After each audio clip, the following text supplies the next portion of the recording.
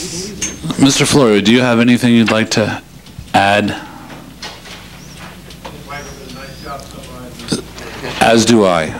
I would like to invite the public to come up and ask questions of Mr. Malone on his presentation.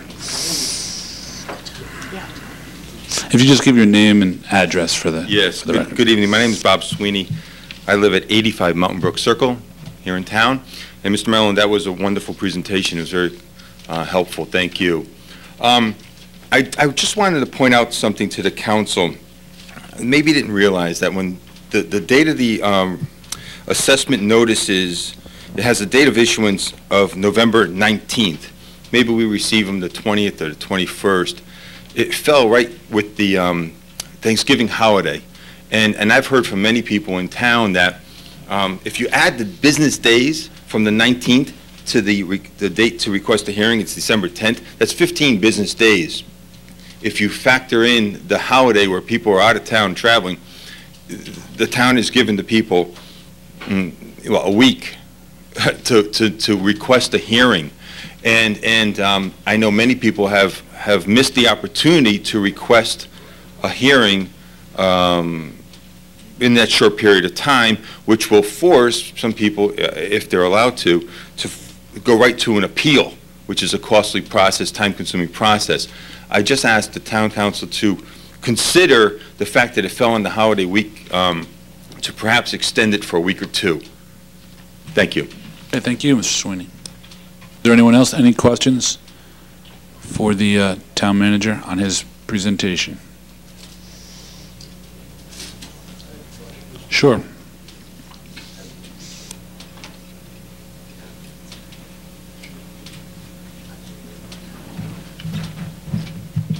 Just your name and address would be.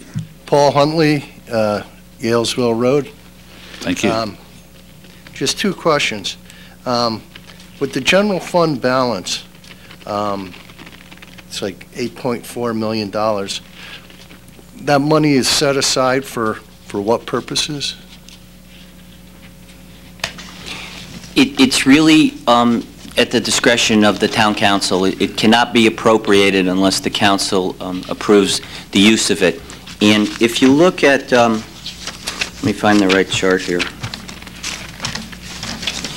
If you look at page 8, I can explain this a little better.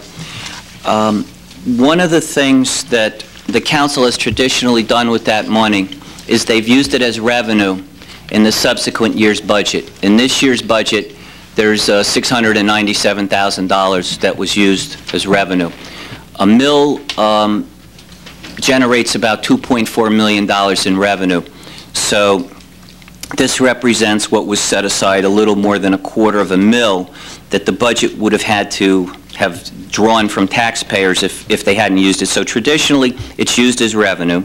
And then the other thing the council's done is they've used it to set up reserve accounts to minimize increases in certain accounts in future years. For example, we had a situation where our debt service was going to go up next year by about $600,000 and then drop pretty dramatically. The council wanted to keep debt service constant next year and not impose a $600,000 additional increase on the budget and ultimately on the taxpayers. So they set aside $600,000 for that purpose. The other thing that there was a debt service reserve, you could see it there, $308,000, and it was on top of $373,000 that was previously set aside. The other thing that they did was they established a capital non-recurring fund for the Board of Education of about $350,000. The board doesn't have a very sizable maintenance account, and they've had some large expenses in the last couple of years, and the council felt that it would be prudent to at least have a cushion for them in the event that that happened again in the future. So it's used for any variety of things, but primarily it's there as a safety net and as a fallback, and this year is a good example. We're concerned about a major drop in our revenue to the point where we could lose anywhere from $500,000 to $750,000 in revenue in this year's budget. And while we're going to do our best to make that up on the expenditure side, if we're unsuccessful, the council can also utilize some of this fund balance to balance this year's budget if it's not balanced as a result of revenue losses. So it can be used for any number of things based on the council's discretion. Okay, and thank you. And the second question I had, when you went through your presentation, you were talking about the $2.4 million hole that we would need to make up. I would hope we could look at that $2.4 million, considering the economic climate we're in, and maybe trying to cut some of the spending that's involved with that. I mean, is there any way you can trim some of that? Yeah, and I didn't speak to that. I didn't speak to that issue at all. All I was doing was just presenting, the numbers as they are today. Obviously, as we start our budget process, it's clear that we're going to have to do without some of the funds next year that we've come to expect in prior years. And so we're starting that process right now. So there's no question. We will be cutting money. The question is how much. But the starting point for us is what we had last year, and then move from there and see if we can reduce it. Yeah, it was a very good presentation, made it very clear. Thank you. Thanks a lot. Thank you. Any other members of the public?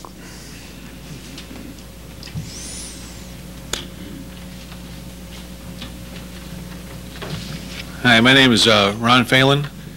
I'm a commercial property owner, Peerless Group Products on Sandbank Road. And Mike, from what I understand, when you say residential goes up 9%, it's based on sales over... It's based on sales, yes. Right. Market value. So I'm assuming that the 21.8% increase in commercial is based on sales as well. They use two approaches. They use the sales, but they also use the income approach as well. And not understanding the two very well, I can't go beyond that, but I know that they use income as well as sales to come up with what they feel is equitable value. Okay. So, for the record, my reassessment went up like $86,000 on a building that was built in '62 with no new improvements to it or anything else. That's like a $2,400 increase on top of whatever else I have to pay. Personal property, vehicles, and the like. At this rate, you kind of forced me out of this town. I can't afford to stay here. And you're telling me I can get close to $800,000, $900,000 for my building? I'd sell it yesterday. It just won't happen. Thank you. I would certainly encourage you, if you haven't, to... Thursday. Okay, good. All right, and then you have another opportunity with the Board of Assessment Appeal. Is there anyone else? No other members of the public. All right, I will say this. This will be my 8th budget as a member of the Budget Committee, and obviously this will be the most challenging of the 8.